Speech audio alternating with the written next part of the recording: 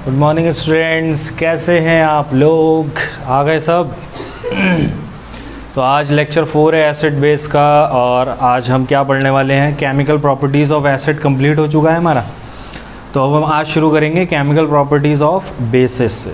बहुत ज़्यादा नहीं है, एसिड की केमिकल प्रॉपर्टीज़ से सिमिलर ही हैं बहुत सारी, तो बार बार वही रिपीट होना है।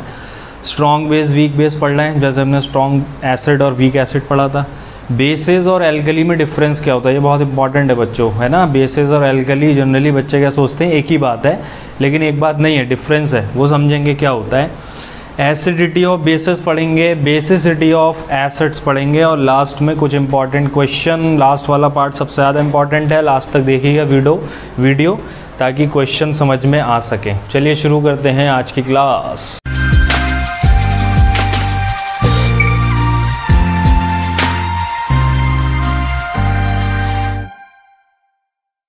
अच्छा, तो शुरू करते हैं केमिकल प्रॉपर्टीज़ ऑफ बेसिस से। पहली प्रॉपर्टी क्या है?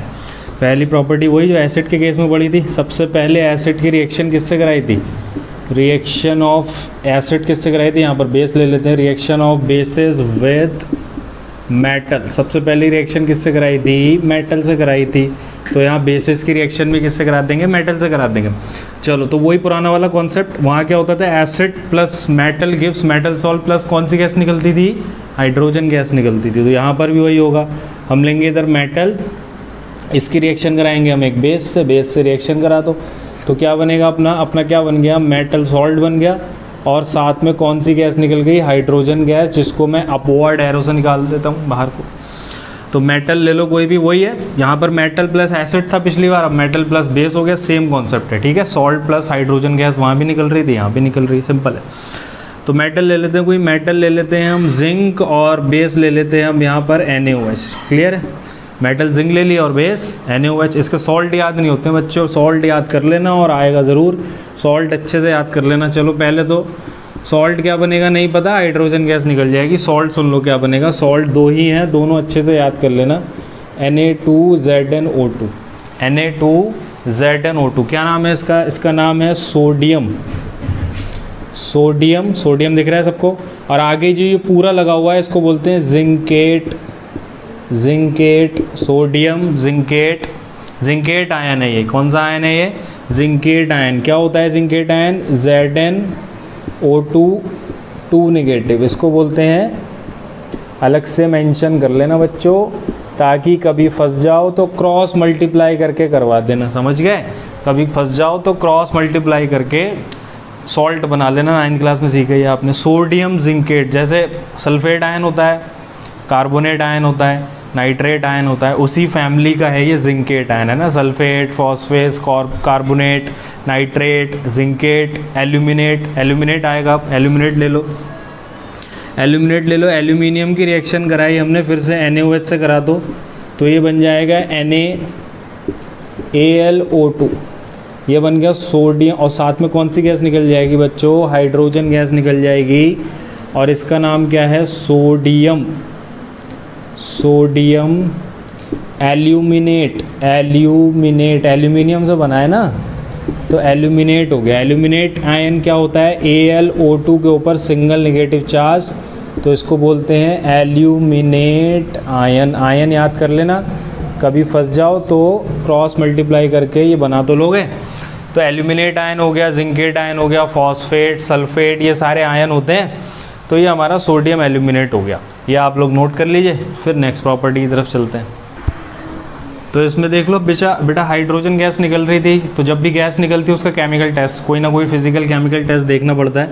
तो इसके लिए हमें देखना पड़ेगा टेस्ट फॉर हाइड्रोजन गैस। दोबारा से लिख लेना, मुझे पता है, समझ गया, लिख चुके हो एसिड में, दोबारा लिख देना, कोई दिक्कत नहीं है, याद हो जाएगा, ठीक है। वही क्या होता था? जलती हुई माचिस की तीली या मोमबत्ती, बर्निंग मैच स्टिक और कैंडल आप टेस्ट ट्यूब के माउथ पर ले आएंगे तो वो पॉप साउंड के साथ बर्न होगी। कौन बर्न होगी? हाइड्रोजन गैस होगी। ये एसिड में लिखवा चुके हैं, दोबारा से लिख लेना, याद हो जाएगा। टेस्ट ऑफ हाइड्रोजन इंपॉर्टेंट है, याद कर लेना। नेक्स्ट केमिकल प्रॉपर्टी क्या है हमारी? Neutralisation reaction. अरे सर कितनी बार पढ़ाओगे? पढ़ ले बेटा पढ़ ले, एसिड में भी पढ़ ले, बेस में भी पढ़ ले, याद हो जाएगी। वही पुरानी वाली है एसिड और बेस, जो एसिड में पढ़ी थी न्यूट्रलाइजेशन वही वाली है। दोबारा से बस एक ही लाइन लिखवाऊंगा, घबराओ मत। एसिड की रिएक्शन कराएंगे बेस के साथ तो क्या बनेगा, मेटल का सॉल्ट जो भी होगा करस्पॉन्डिंग, और साथ में क्या बनेगा, वाटर बनेगा। एसिड ले लिया हमने HCl और बेस ले लिया NaOH, सॉल्ट क्या बना हमारा NaCl, और कौन सी गैस निकली, वाटर गैस निकली। हम पढ़ चुके तो दोबारा डिटेल में नहीं पढ़ा रहा हूँ, इसकी एप्लीकेशन भी पढ़ चुके हैं। वही फार्मर्स की जो सॉइल है वो एसिडिक हो जाती है तो कैल्शियम हाइड्रोक्साइड का छिड़काव करते हैं वो, और कोई डंक मार दे आंट या उसमें एसिडिक होता है, वो सारी चीज़ें पढ़ चुके थे ना, वो पढ़ लेना दोबारा से, यहाँ पर भी काम आएगी। चलो नेक्स्ट प्रॉपर्टी अब देखते हैं हम। नेक्स्ट प्रॉपर्टी बच्चों क्या है, नेक्स्ट प्रॉपर्टी है reaction of basis with non metal oxides. ये इंपॉर्टेंट है, इसको थोड़ा सा देख लेना, ठीक है। Reaction of basis with non metal oxides, non metal के ऑक्साइड के साथ रिएक्शन कराएंगे। किसकी रिएक्शन कराएंगे, बेस की रिएक्शन कराएंगे। चलो एक एग्जांपल ले लेते हैं हम। NaOH हमारा बेस है, इसकी रिएक्शन हमने किससे करा दी, CO2 से करा दी।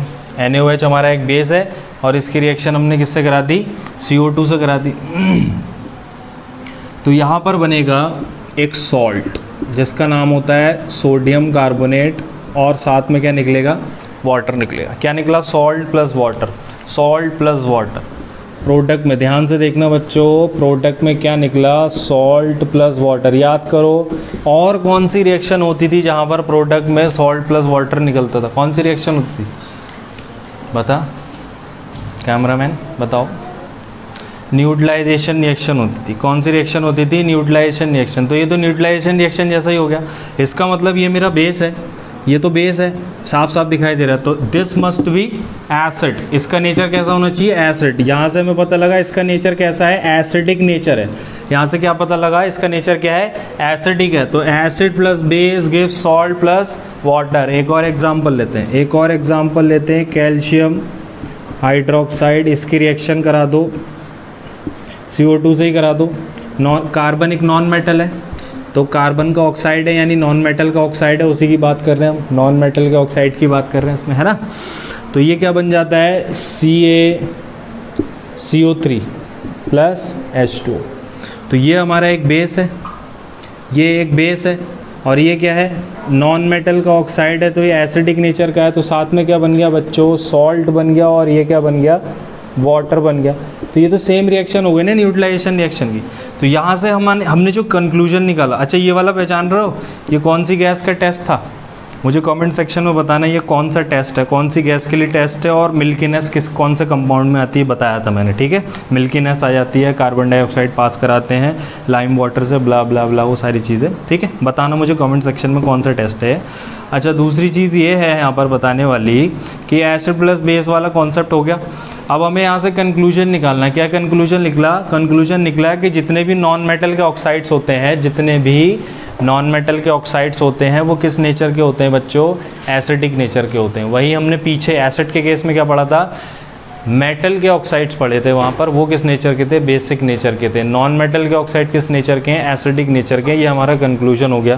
पहले ये नोट कर लो उसको जल्दी से। तो यहाँ से कंक्लूजन निकल के आया हमारा, कंक्लूजन क्या निकल कर आया बच्चों, कंक्लूजन निकला कि नॉन मेटल के ऑक्साइड एसिडिक नेचर के होते हैं। नॉन मेटल के oxides are acidic in nature. पूछ लेंगे भैया क्यों होते हैं, बिकॉज वहाँ क्या करा था, पानी में मिलाया था। वहाँ पर जब एसिड उनको बेसिक प्रूफ कर रहे थे, पुराने वाले केस में मेटल के ऑक्साइड में बेसिक प्रूफ कर रहे थे, पानी में मिलाया था, इनको भी पानी में मिलाया था, because they mixed with water to give acidic solution. पानी में मिलाओगे तो एसिड बन जाएगा, सोल्यूशन भी एसिडिक हो जाएगा, एसिड बन जाएगा। जैसे CO2 का ही एग्जाम्पल ले लें बच्चों, CO2 को पानी में मिला दो, नॉन मेटल है, carbon is a non metal, non metal का ऑक्साइड है, इसको पानी में मिला दो, सबको जोड़ दो, देखो क्या बन रहा है, H2 है, कार्बन कितने, एक ही है, ऑक्सीजन कितने हो गए, देखो 2 इधर है 1 इधर है, H2CO3, कौन सा बन गया ये, कार्बोनिक एसिड। कौन सा एसिड बन गया, कार्बोनिक एसिड, एसिड बन गया, सोल्यूशन एसिडिक हो गया, तो ये भी किस नेचर के हो गए, एसिडिक नेचर के हो गए। एक और एग्जांपल बताता हूँ, सल्फर डाइऑक्साइड की पानी से रिएक्शन कराओ, सबको मिला दो, H2SO4 नहीं बनेगा, O2 है और एक O है, O3 बन गया, इसको बोलते हैं सल्फ्यूरस एसिड। सल्फ्यूरिक एसिड नहीं है, सल्फ्यूरस एसिड का छोटा भाई, सल्फ्यूरस एसिड सल्फ्यूरिक एसिड का छोटा भाई होता है सल्फ्यूरस एसिड। सल्फ्यूरिक एसिड भी बनाना है, लाओ सल्फ्यूरिक एसिड भी बना दे, इधर बना दे रहे, ये बन गया। सल्फ्यूरिक एसिड के लिए आप लेंगे सल्फर ट्राईऑक्साइड को पानी में मिलाएंगे, किसको मिलाएंगे, सल्फर ट्राईऑक्साइड को पानी में, तो मिला दो, देखो H2, फिर एक सल्फर बचा, देखो ऑक्सीजन कितने हो गए, 4 हो गए, sulphuric acid, sulphurous acid, sulphuric acid. तो बेटा जो एसिड रेन का कॉन्सेप्ट आया ना, वो भी यहीं से आया। क्या होता है, देखो पोल्यूशन होता है, जैसे हमारी गाड़ियां हैं, बाइक हैं, कार हैं, उनके इंजन से धुआं निकला, धुएं में क्या होते हैं, यही तो होते हैं, कार्बन डाइऑक्साइड होती है, नाइट्रोजन के ऑक्साइड्स होते हैं, सल्फर के ऑक्साइड्स होते हैं। ये जब हवा में ऊपर उठते हैं बादलों से टकराते हैं, बादलों के अंदर क्या होता है, पानी भरा हुआ होता है, तो जैसे कार्बन डाइऑक्साइड किसी बादल से, किसी क्लाउड से टकरा गई, तो उसमें पानी भरा हुआ है, पानी में मिलकर वो क्या बना दिया, कार्बोनिक एसिड बना दिया। अब जब रेन होगी तो वाटर ड्रॉपलेट तो गायब हो गई, वाटर ड्रॉपलेट इसके साथ कंबाइन हो गई और किस में कन्वर्ट हो गई, एक एसिड में। तो जब वो ड्रॉपलेट नीचे गिरेंगी तो एसिड गिरेगा, पानी नहीं गिरेगा, एसिड गिरेगा, उसी को क्या बोलते हैं, एसिड रेन बोलते हैं। बहुत खतरनाक चीज़ होती है वो, क्यों हो रहा है, पोल्यूशन की वजह से हो रहा है सारी चीज़ें, ठीक है। तो यहाँ पर हमने क्या प्रूफ करा, नॉन मेटल के ऑक्साइड किस नेचर के होते हैं बच्चों, एसिडिक नेचर के होते हैं, वो हमने प्रूफ कर दिया। कैसे प्रूफ करा, because when they mixed with water या soluble when they get dissolve in water they give acidic solution. देखो सबके एसिड बन रहे, नाइट्रोजन का ऑक्साइड लोगे नाइट्रिक एसिड बन जाएगा, है ना। तो यहाँ से ये sulphurous acid H2SO3 sulphurous acid वाला ये कॉन्सेप्ट याद रखना, जो पिछले लेक्चर में क्वेश्चन दिया था ना, sulphur dioxide moist litmus paper को ही कलर चेंज करता है, ड्राई को नहीं कर सकता, वो आंसर यहाँ से निकलेगा, लास्ट में बताऊँगा, ठीक है। बहुत बच्चों के मैसेज आ रहे थे, बहुत डाउट है, तो सबको इंडिविजुअली नहीं बता सकता है, इसलिए यहाँ पर बता दूँगा, ठीक है। तो अब हमारी ये केमिकल प्रॉपर्टी कंप्लीट हो गई। नेक्स्ट केमिकल प्रॉपर्टी पे चलते हैं हम, metal oxides. Non metal oxide के साथ हो गए, केमिकल प्रॉपर्टीज़ हमारी ख़त्म हो गई, केमिकल प्रॉपर्टीज़ सारी ख़त्म हो गई। अब हम करेंगे classification of acids. Classification of acids में बेसिस में तो हम पढ़ेंगे पहले strong bases versus weak bases, strong bases versus weak bases. Strong base है और वीक बेस, बिल्कुल एसिड वाला ही कॉन्सेप्ट होगा। अच्छा, आपने आर्हेनियस थ्योरी में डेफिनेशन पढ़ी थी एसिड और बेस की। आर्हेनियस ने क्या बताया था, आर्हेनियस भैया ने बताया था कि एसिड क्या देते हैं, H+ आयन देते हैं, कब, सोल्यूशन के अंदर, पानी में सोल्यूशन बनाओगे तभी, ठीक है। और बेस क्या देते हैं, OH- आयन देते हैं।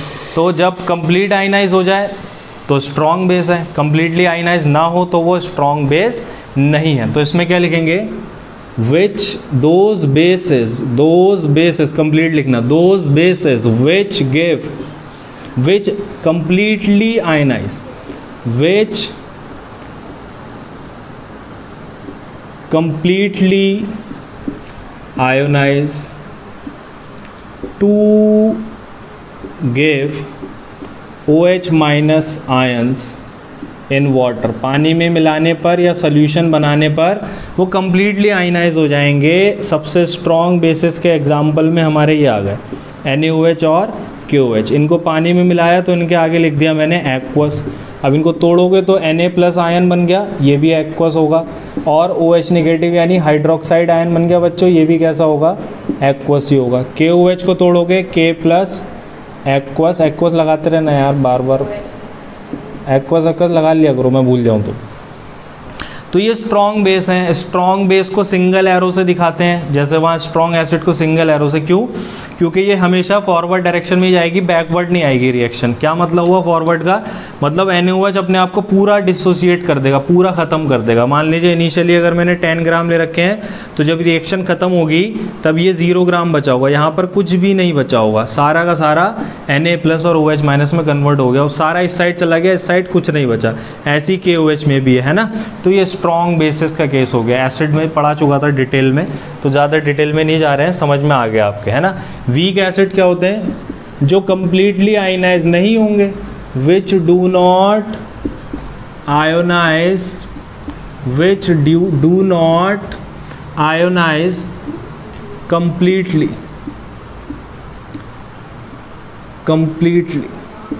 which do not ionize completely in water, जो वाटर में completely आयनाइज नहीं होंगे, ये हमारे वीक बेस हो गए। जैसे अमोनियम अमोनियम हाइड्रोक्साइड, नाम क्या है इसका, याद रखना, इम्पॉर्टेंट है।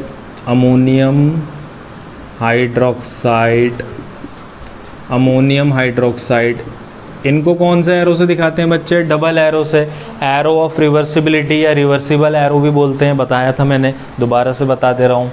इनको पानी में आप मिलाएंगे तो NH4 पॉजिटिव आयन अलग हो गया और OH नेगेटिव आयन अलग हो गया। इसको क्या बोलते हैं? अमोनियम आयन, लिख लेना, अमोनियम आयन। क्या बोलते हैं? Ammonium ion. ये अमोनियम हाइड्रोक्साइड वीक बेस है, ठीक है। एक और एग्जांपल ले लेते हैं, कैल्शियम हाइड्रोक्साइड भी वीक बेस की कैटेगरी में आता है, ये भी वीक बेस की कैटेगरी में आता है, 2OH नेगेटिव, ठीक है। तो रिवर्सिबिलिटी का साइन दिखाया जाता है। क्या क्या डेफिनेशन होती है वीक एसिड्स और वीक बेसिस की? वीक बेसिस की डेफिनेशन क्या होगी?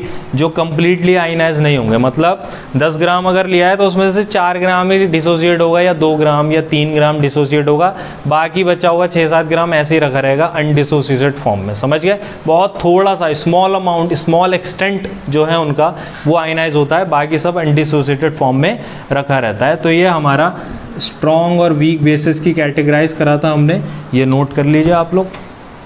फिर नेक्स्ट टॉपिक है हमारा बेसिस वर्सेस एल्कली। आपने मुझे पूरे लेक्चर में कई बार सुना होगा, मैं किसी भी बेस को उठाकर कभी बेस बोल दे रहा हूँ, कभी एल्कली भी बोल दे रहा हूँ। कुछ बेसिस ऐसे हैं जिनको मैं बेसिस भी बोल दे रहा हूँ और एल्कली भी बोल दे रहा हूँ। कुछ बेस ऐसे हैं जिनको मैं सिर्फ एल्कली बोल रहा हूँ या सिर्फ बेस बोल रहा हूँ, है ना। तो बेसिस ऑफ एल्कली जो हैं, दो डिफरेंट चीज़ें होती हैं। जनरली हम इनको एक ही सेंस में यूज़ कर लेते हैं, but there is a slight difference. आज वो छोटा सा डिफरेंस हम समझेंगे क्या होता है। तो आइए समझते हैं, पेशेंस रखना, थोड़ा ध्यान से सुनते रहना बस। बेसिस की बात कर रहे हैं। बेसिस की ना बच्चों बहुत सारी डेफिनेशन दे रखी हैं, अलग अलग साइंटिस्ट ने अलग अलग टाइम पर बहुत सारी डेफिनेशन दे रखी हैं। उसमें से तुम्हारे सिलेबस में सिर्फ एक ही पढ़ाई गई है अभी तक, आर्हेनियस कॉन्सेप्ट। आर्हेनियस ने कहा कि H+ देगा तो एसिड, OH- देगा तो बेस। तो एसिड बेस के बहुत सारे कॉन्सेप्ट हैं, मैं उसमें से कुछ इंपॉर्टेंट आपको बताता हूँ। सबसे पहला तो आपको पता ही है, सबसे पहला बेसिस वो होते हैं which give OH- ion in water. सबसे पहला कॉन्सेप्ट हमने यही पढ़ा था। इस कॉन्सेप्ट का नाम क्या है? Arrhenius theory. आर्हेनियस थ्योरी, यही तो पढ़ा है हमने स्टार्टिंग में, आर्हेनियस थ्योरी पढ़ी थी। आर्हेनियस थ्योरी के अकॉर्डिंग बेसिस क्या होते हैं? जो OH- देते हैं, ठीक है।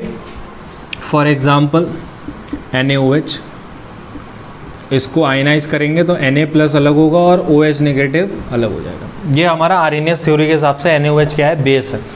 तो आर्हेनियस थ्योरी के हिसाब से जो बेस होते हैं, इन्हीं को क्या कहा जाता है? एल्कली कहा जाता है। इन्हीं को क्या कहा जाता है? एल्कली। यानी वो बेस जो पानी में या सोल्यूशन में OH- दें, यानी हाइड्रोक्साइड आयन बनाएं, वही सिर्फ क्या कहलाते हैं? एल्कली। इसके अलावा दो डेफिनेशन और लिख रहा हूँ बेसिस की। पहली डेफिनेशन ये थी बेस की, इसके अलावा दो डेफिनेशन और लिख रहा हूँ बेस की। वो बेस तो कहलाएंगे लेकिन एल्कली नहीं कहलाएंगे। जैसे ये आपको नहीं पता होगी, सुन लेना। विच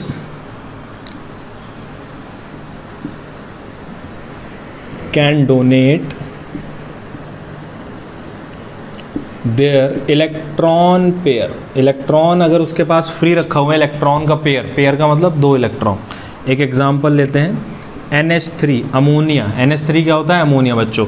नाइट्रोजन है, नाइट्रोजन के वैलेंस शेल में कितने इलेक्ट्रॉन होते हैं? 5 इलेक्ट्रॉन होते हैं। कितने होते हैं? 5। उसमें से 3 खर्च हो गए हाइड्रोजन के साथ, 3 हाइड्रोजन है तो 3 नाइट्रोजन के इलेक्ट्रॉन खर्च हो गए। नाइट्रोजन के पास कितने बचे? 2 मतलब एक पेयर। तो इसके पास ये पेयर है, ये पेयर क्या कर सकता है? अपना डोनेट कर सकता है। तो ये क्या हो गया? इस डेफिनेशन के हिसाब से किस कैटेगरी में आ गया? बेस की कैटेगरी में आ गया। अमोनिया एक बेस की कैटेगरी में आ गया। लेकिन अगर आपको ये डेफिनेशन ना पता हो तो क्या आप पहचान सकते हैं? नहीं पहचान सकते, क्योंकि आपके हिसाब से तो बेस सिर्फ वही है जिनके पास कौन सा आयन है? OH नेगेटिव आयन है। इसके पास कोई OH नेगेटिव आयन है ही नहीं, तो कैसे पहचानोगे? तो दूसरी डेफिनेशन ये है, which can donate there electron pair, जो अपने इलेक्ट्रॉन पेयर को डोनेट कर सकें। इनको क्या बोलते हैं? इसको बोलते हैं Lewis concept of acids and bases. एक साइंटिस्ट थे लुईस, जिनका नाम क्या था? लुईस। उन्होंने कॉन्सेप्ट दिया था एसिड बेस का। उन्होंने क्या कहा? इलेक्ट्रॉन डोनेट करने वाला बेस है और इलेक्ट्रॉन एक्सेप्ट करने वाला एसिड है। डोनेट करने वाला बेस, एक्सेप्ट करने वाले acid. A for acid, A for acceptor, A for acid, A for acceptor. Electron pair accept करे तो एसिड, डोनेट करे तो बेस। तो ये भी एक बेस है। लेकिन क्या ये एल्कली है? ये एल्कली नहीं है। एल्कली क्या होते हैं? एल्कली सिर्फ वही हो सकते हैं जो OH नेगेटिव दे सकते हैं। इसके पास OH नेगेटिव नहीं है। एक छोटी डेफिनेशन और बताता हूँ। Bases are those substances which can accept H+ ion. देखो उल्टा हो गया। H+ ion which can accept H+ ion.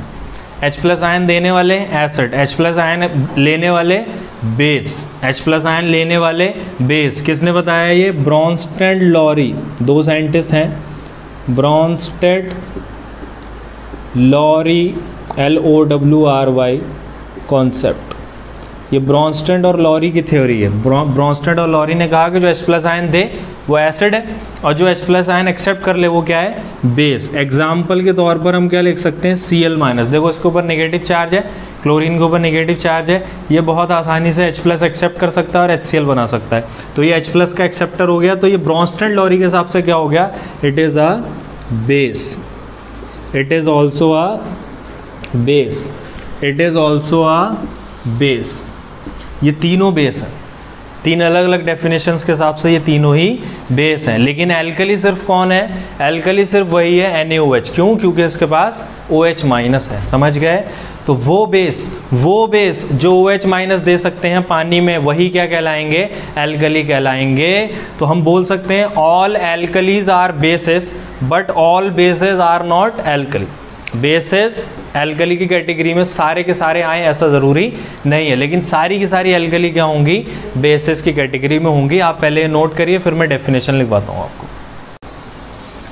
तो अब यहाँ से हम एल्कली की डेफिनेशन निकाल सकते हैं। बहुत सिंपल है। क्या है एल्कली की definition? Those basis which give OH- ion in solution. जो OH- आयन प्रोड्यूस करेंगे वही बेस तो है वो, क्योंकि OH- है, लेकिन उनका एक नया नाम है एल्कली। अगर वो OH- नहीं निकाल पा रहे हैं पानी के अंदर तो भले ही वो बेस तो होंगे लेकिन एल्कली नहीं होंगे। फॉर एग्जाम्पल NaOH, ये OH- दे सकता है, KOH दे सकता है ना, CaOH whole twice, calcium hydroxide, ammonium ion etcetera. इन सब में साफ आपको दिखाई दे रहा, पानी में मिलाओगे तो हाइड्रोक्साइड आयन रिलीज होगा। तो ये सब बेस भी हैं और एल्कली भी हैं, क्योंकि ये OH- आयन दे सकते हैं। तो लास्ट में हमें एक नोट लिखना है। ये इसी टॉपिक के अंदर चल रहा है, सब बेस वर्सेस एल्कली के अंदर ही चल रहा है, इसी के अंदर लिखना, कंफ्यूज मत हो जाना बच्चों। नोट में हमें क्या लिखना है? All alkalis are bases. जितने भी एल्कली हैं वो सब बेस की कैटेगरी में आएंगे, but all bases are not alkali. क्योंकि बेस तो Cl- भी है, क्या वो एल्कली की कैटेगरी में आएगा? नहीं आएगा। क्यों नहीं आएगा? क्योंकि वो OH- नहीं दे, उसके पास OH- है ही नहीं। NH3 यानी अमोनिया भी एक बेस है, लेकिन क्या वो एल्कली के केस में आएगा? नहीं आएगा, क्योंकि उसके पास OH- नहीं है। तो all alkalis are bases but all bases are not alkali. आप नोट कर लीजिए, फिर नेक्स्ट टॉपिक पर चलते हैं। एक क्वेश्चन कर लेते हैं। सोडियम ऑक्साइड ले लेते हैं, इट इज़ अ बेस, ये एक बेस है और एल्कली है या फिर बोथ, दोनों की कैटेगरी में है, ये बताना है। Na2O जो है हमारा, Na2O ये एक बेस है, एल्कली है या फिर दोनों की कैटेगरी में आएगा। तो सबसे पहली चीज़ Na2O क्या है, एक मेटल का ऑक्साइड है। क्या है, मेटल का ऑक्साइड। और मेटल का ऑक्साइड किस नेचर के होते हैं बच्चों, बेसिक नेचर के होते हैं। तो बेस तो ये है ही है, हमें पता है मेटल का ऑक्साइड बेस तो होगा ही होगा। अब एल्कली है कि नहीं है ये देखना पड़ेगा।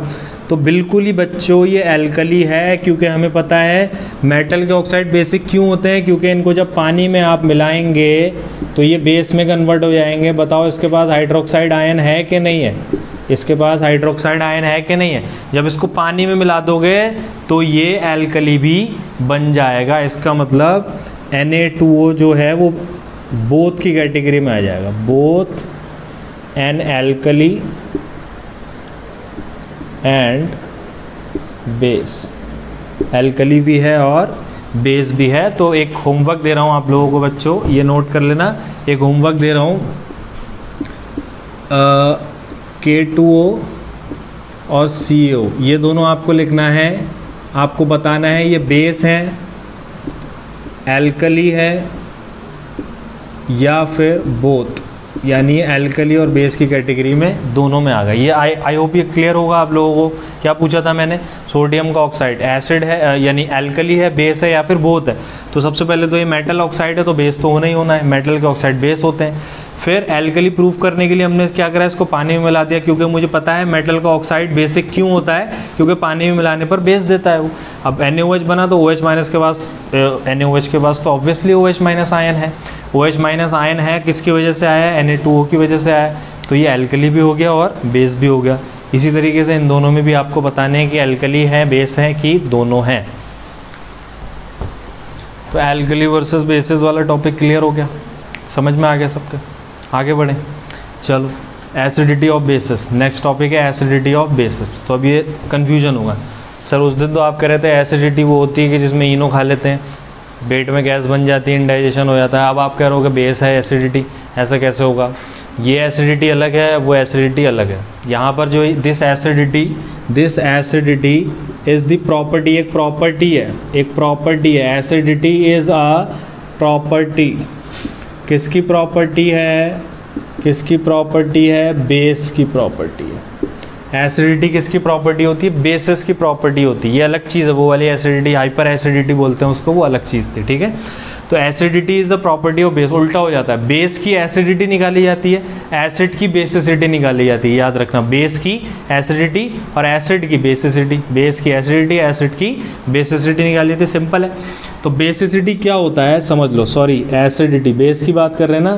तो एसिडिटी बच्चों क्या होता है, acidity number of OH minus ion released in solution. कोई भी बेस अपने सॉल्यूशन में, कोई भी एल्कली अपने सॉल्यूशन में कितने OH नेगेटिव आयन दे रहा है, वो उसकी क्या कहलाती है, एसिडिटी। अभी समझाता हूँ, अभी समझ में आ जाएगा, सब्र रखो, अभी समझ में आ जाएगा। ये है, इसको पानी में मिला रखा, पानी इमेजिन कर लो अपनी तरफ से, मत बोलना क्वेश्चन नहीं लिखा। NaOH है, पानी में मिला दिया, OH नेगेटिव बाहर निकल गया, ठीक है।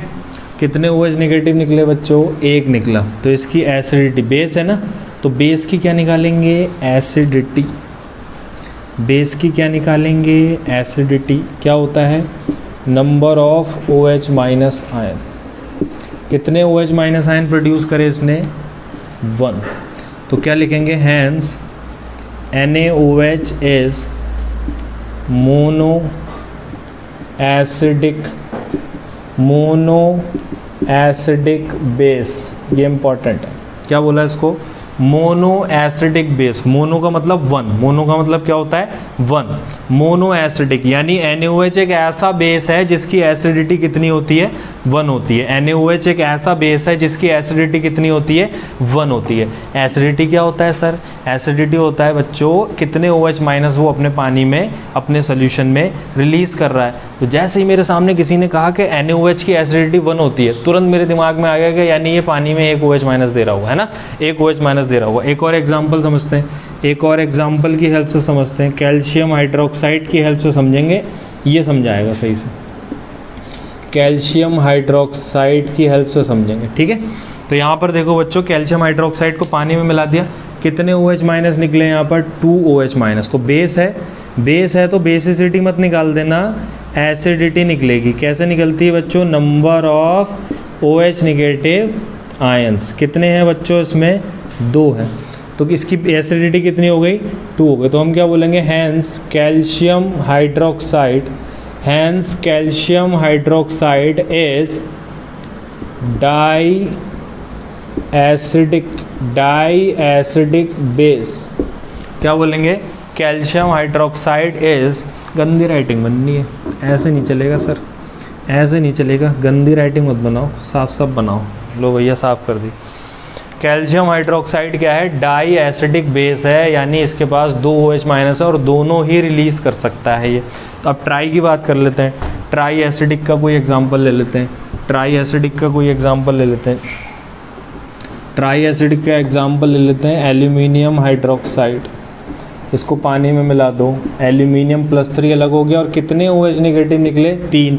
बेस है तो इसकी क्या निकालेंगे बच्चों, एसिडिटी निकालेंगे। बेस है तो इसकी क्या निकालेंगे, एसिडिटी। बेस है तो बेसिसिटी मत निकाल देना, बेस का उल्टा निकलता है, एसिडिटी निकलती है। एसिडिटी क्या होता है बच्चों, number of OH negative ion, कितने OH नेगेटिव आयन निकले हैं इसमें, 3 निकले हैं। तो हम क्या बोलेंगे, हैंस एल्यूमिनियम हाइड्रोक्साइड, कितनी बेसिसिटी हो गई, सॉरी एसिडिटी कितनी हो गई इसकी, 3 हो गई। तो हम बोलेंगे aluminium hydroxide is try acidic base, try acidic base. तो ये एसिडिटी का कॉन्सेप्ट है, बहुत सिंपल है। क्या होता है, सबसे पहली चीज़, एसिडिटी किसकी प्रॉपर्टी है बच्चों, बेस की प्रॉपर्टी है। किसकी है, बेस की है। और बेसिसिटी किसकी प्रॉपर्टी है बच्चों, एसिड की प्रॉपर्टी है। तो एसिडिटी क्या होता है, number of OH minus ion released in a solution. कोई भी बेस अपने सोल्यूशन में कितने OH माइनस आयन देता है वो उसकी एसिडिटी कहलाती है। अगर एक OH माइनस आयन दिया, अच्छा वो मिटा दिया, पीछे करके यार नोट कर लेना, NaOH वाला नोट कर लेना, ठीक है।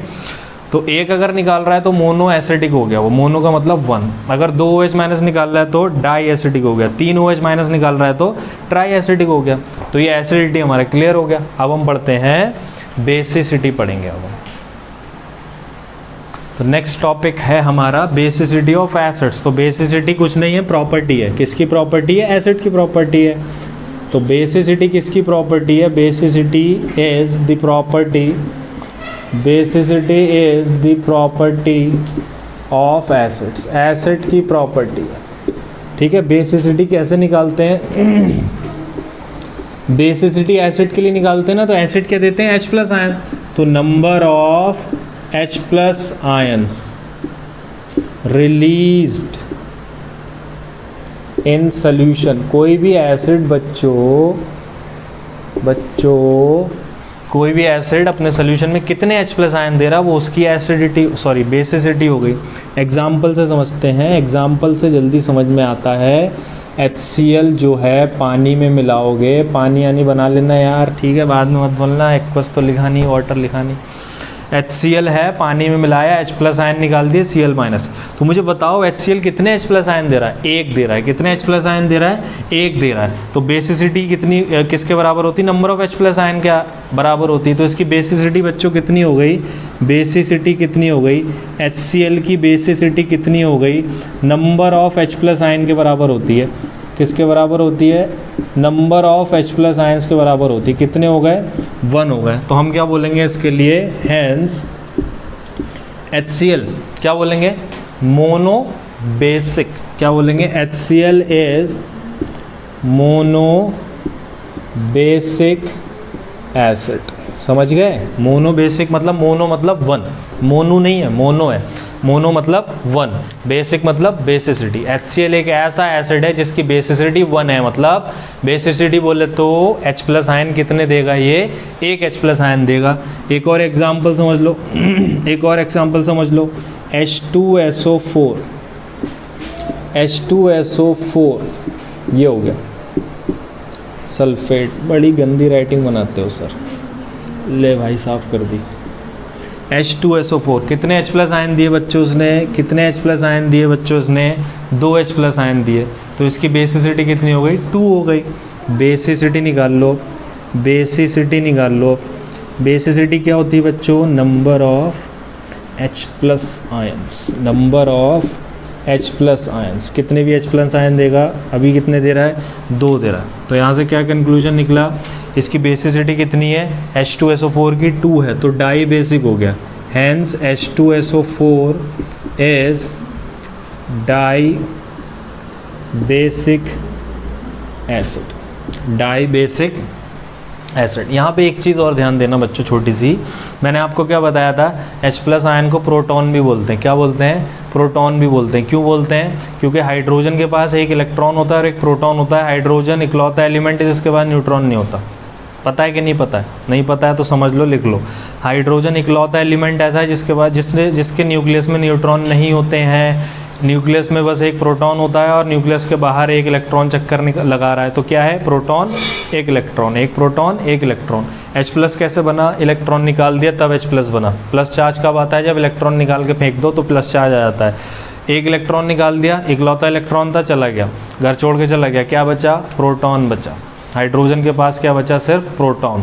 तो ये प्रोटॉन नहीं है, जिंदा प्रोटॉन है, समझ गए?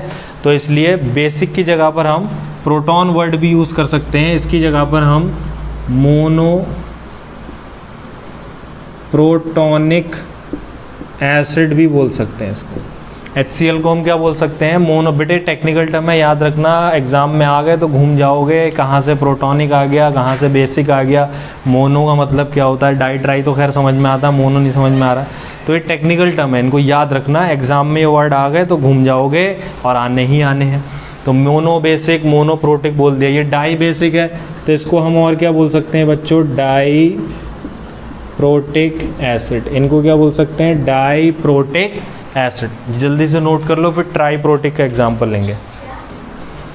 तीसरा एग्जाम्पल ट्राई वाले का, H3PO4 पानी में मिलाया, कितने हाइड्रोजन दिख रहे हैं? 3। तो 3 H प्लस निकले इसमें, और फॉस्फेट आयन बच्चों अलग हो गया। तो इसकी बेसिसिटी बच्चों, एसिड है तो एसिडिटी नहीं निकालेंगे, बेसिसिटी उल्टा निकालते हैं, ठीक है? बेसिसिटी किसके बराबर होती है? Number of H plus ions released, number of H plus ions release. तो कितनी निकली इसकी बेसिसिटी बच्चों? 3 निकली। तो हम क्या बोलेंगे? हैंस H3PO4, क्या बोलेंगे? Hence H3PO4, hence H3PO4 is tribasic acid. क्या बोलेंगे? ट्राई बेसिक की जगह पर और क्या बोल सकते हैं? टाई बोल रहा हूँ, try protonic, try protonic acid. ठीक है बच्चों, दिख रहा है नीचे तक? क्लियर? चलो, ये आज पेन गिर गया। आज का ये लेक्चर जो थ्योरी पढ़ानी थी वो हो गया। पिछला वाला क्वेश्चन करते हैं, सल्फर डाइऑक्साइड वाला, फिर कुछ इंपॉर्टेंट क्वेश्चंस करते हैं। Thank you. तो नेक्स्ट जो प्रीवियस लेक्चर में क्वेश्चन दिया था वो ये था, मैंने पूछा था सल्फर डाइऑक्साइड जो मॉइस्ट लिटमस पेपर को ही ब्लू से रेड में कन्वर्ट करती है, क्योंकि सल्फर डाइऑक्साइड एसिडिक है तो ऑब्वियसली ब्लू को रेड में कन्वर्ट करेगा, रेड को ब्लू में तो कर नहीं सकता। रेड को ब्लू में कौन करते हैं? बेस करते हैं। सल्फर डाइऑक्साइड बेस नहीं है, एसिड है, तो ब्लू को रेड में करेगा। और दूसरा क्वेश्चन जो इसी टॉपिक पे आता है वो है कि ड्राई लिटमस पेपर पे कोई भी इफेक्ट नहीं पड़ता है सल्फर डाइऑक्साइड का। तो बच्चे क्या सोचते हैं, बस इतना याद करके चले जाते हैं कि सल्फर डाइऑक्साइड एसिडिक है, तो जैसे उनको लिटमस पेपर दिखा औंधे मुँह गिर गया धड़ से। ध्यान ही नहीं दिया कि लिटमस पेपर ड्राई है कि मॉइस्ट है, क्या है। कॉन्सेप्ट याद रखो। सल्फर डाइऑक्साइड देख के जज्बाती मत हो जाना, बिल्कुल भी औंधे मुँह मत गिर जाना, आंसर गलत हो जाएगा। क्या होता है देखो, moist litmus paper, moist litmus paper के पास क्या होता है बच्चों? कंटेन्स मॉइस्चर, मॉइस्ट क्यों बोला उसको, क्योंकि उसमें मॉइस्चर है। मॉइस्ट का मतलब मॉइस्चर, मॉइस्चर है, मॉइस्चर मतलब वाटर। तो जैसे ही सल्फर डाइऑक्साइड उसके कांटेक्ट में आएगी, वो लिटमस पेपर पे पड़े हुए मॉइस्चर के कांटेक्ट में आएगी। अब याद करो, मैंने बताया था कौन सा एसिड बनता था बच्चों, हाइड्रोजन 2 हैं, सल्फर 1 है, ऑक्सीजन गिनो, ऑक्सीजन गिनो कितने हैं, 2 और 1 3, H2SO3, H2SO4 नहीं है, सल्फ्यूरिक एसिड नहीं है, सल्फ्यूरिक एसिड का छोटा भाई, सल्फ्यूरिक एसिड का छोटा भाई sulphurous acid. This sulphurous acid turns blue litmus to red. अगर ये मॉइस्चर नहीं होता, यानी अगर ड्राई लिटमस पेपर होता तो उसके पास मॉइस्चर नहीं होता, मॉइस्चर नहीं होता तो वाटर नहीं होता, मॉइस्चर वाटर एक ही बात है। तो सल्फर डाइऑक्साइड एसिड नहीं बना पाती, एसिड नहीं बन पाता तो फिर ब्लू लिटमस को रेड में कन्वर्ट भी नहीं कर पाता। तो इसको आप लैंग्वेज में कैसे लिखेंगे, मॉइस्ट लिटमस पेपर में क्या होता है, मॉइस्चर होता है, सल्फर डाइऑक्साइड वाटर के साथ रिएक्ट करके सल्फ्यूरिक एसिड, फिर लिखेंगे due to the formation of this sulphurous acid the blue litmus paper converts to red. इसमें क्या लिखेंगे, because there is no water present तो there is no formation of sulphurous acid, acid नहीं बन रहा है तो एसिडिक प्रॉपर्टी भी शो नहीं हो पाएंगी। तो ये हमारा पिछला वाला क्वेश्चन था। चलिए आगे के लिए कुछ क्वेश्चन देखते हैं। तो बच्चों at the last of the lecture ये कुछ क्वेश्चंस हैं जो शुरू से हमने जितनी भी चीज़ें पढ़ी उनसे रिलेटेड इम्पॉर्टेंट क्वेश्चंस हैं, नोट कर लीजिए और इनके आंसर्स निकालने की कोशिश कीजिएगा। अपने टीचर्स से आप डिस्कस कीजिए, फ्रेंड से, क्लासमेट से डिस्कस कीजिए, दीदी भैया से पूछ लो, लेकिन इनके आंसर निकाल के लाइएगा, कॉपी कर लीजिए इन सबको।